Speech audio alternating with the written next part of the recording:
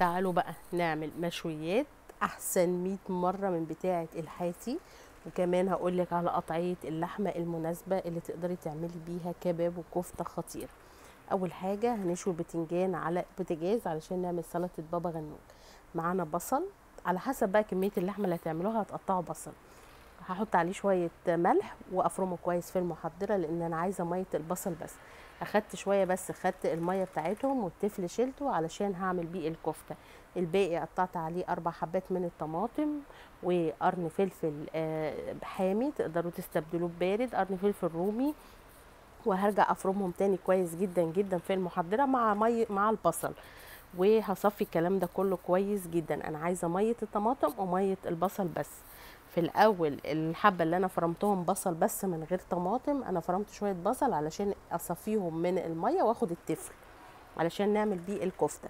بعد كده بقى نيجي للتوابل: توم باودر، بصل باودر، جوز الطيب اختياري تماما، كزبره، كمون، ورق لورا.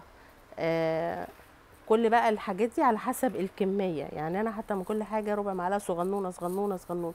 شطه اختياري تماما، معلقه كبيره من صلصه، معلقه كبيره من دبس الرمان، معلقه كبيره من البابريك صوص الباربيكيو. بس كده هبتدي اقلب الكلام ده كله كويس جدا. اظبط الملح، معلقتين من الخل، ربع فنجان من الزيت، كوبايه من الزبادي. وقلنا جوز الطيب اختياري تماما. هبتدي بقى اقلب الكلام ده كله كويس جدا جدا واظبط الملح.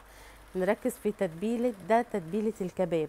بصوا عايزه اقول لكم خطير، احنا واخدين ميه بصل وميه طماطم بس. ببتدي اظبط ملحي وبعد كده ببتدي اتبل الكباب بتاعي.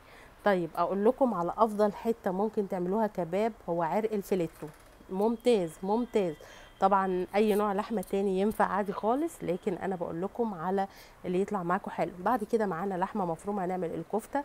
حطيت كيس من توابل الكفته اللي حضراتكم شايفينه من ماجي. حطيت توم باودر، بصل باودر، كمون، كزبره، فلفل اسمر، رشه بسيطه من الملح اختياري تماما، واحسن حاجه وربع فنجان من الزيت، وبرده بشره بسيطه من جوز الطيب اختياري تماما. واقول لكم على قطعيه اللحمه اللي ينفع تعملوا بيها الكفته: السن، ودي افضل حاجه ممكن نعمل بيها الكفته.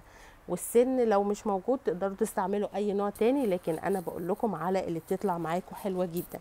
وحطيت قرن فلفل اخضر سبايسي وقرن فلفل برضو احمر سبايسي، تقدروا تحطوهم باردين. هاخد اللحمه المفرومه بتاعتي افرمها كويس جدا جدا في المحضره. بعد ما بتتفرم بنزلها وبظبط ملحها، وبكون غسله حزمه من البقدونس ومصفيها كويس جدا جدا من الميه وبقطعها ناعم وبحطها عليها وبعجنها وبشيلها في التلاجة. لازم تتشمع. نيجي بقى للبتنجان بتاعنا بعد ما اتشوى قشرناه.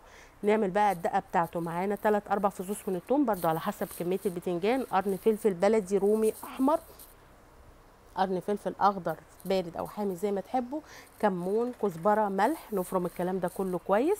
ننزل بعصير من الليمونه، دقه ريحتها خطيره. وبس كده اهوت. نظبط ملحنا، نجيب البتنجان بتاعنا نهرسه بايد الهون، وبعد كده ننزل عليه الدقه اللي احنا عملناها، وننزل عليه بمعلقه من الطحينه. نظبط ملحنا، شطه اختياري تماما. ودي اجمل واحلى سلطه بابا غنوج على طريقه امهاتنا بتوع زمان. بحطها بقى في علبه وبحطها في التلاجة بحيث نجهز كل حاجه. بعد بقى الحاجه دي ينفع نحطها قد ايه في الدقه في التتبيله نرمين المشويات؟ ان شاء الله تعمليها قبلها بيوم. انا شخصيا عملتها قبلها بساعتين. بعد كده بقى جبت الفحم بقى، رحت بقى هشوي في البلكونه، وابتديت بقى الفحم هدي وصفي، وابتديت احط بقى قطع الكباب اللي احنا مقطعينها. طبعا احنا جبنا العرق الفيليتو واحنا قطعناه في البيت وظبطناه.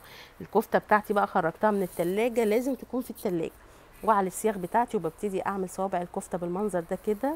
ولازم النار بتاعه الفحم تكون عاليه معاكي علشان الكفته ما تقعش منك. وبس كده خلصنا الغدا بتاعنا. عملنا شويه سلطه بلدي، طبعا عملت معاكم السلطه كتير جدا. وادي طبق مشويات خطير قمر، يعني حلو جدا جدا، والتتبيله ممتازه. جربوا التتبيله وان شاء الله تعجبكم قوي قوي. لايك وشير اذا عجبكم اذا عجبكم الوصفه. اشوفكم في اكله جديده، وباي باي يا اصحابي.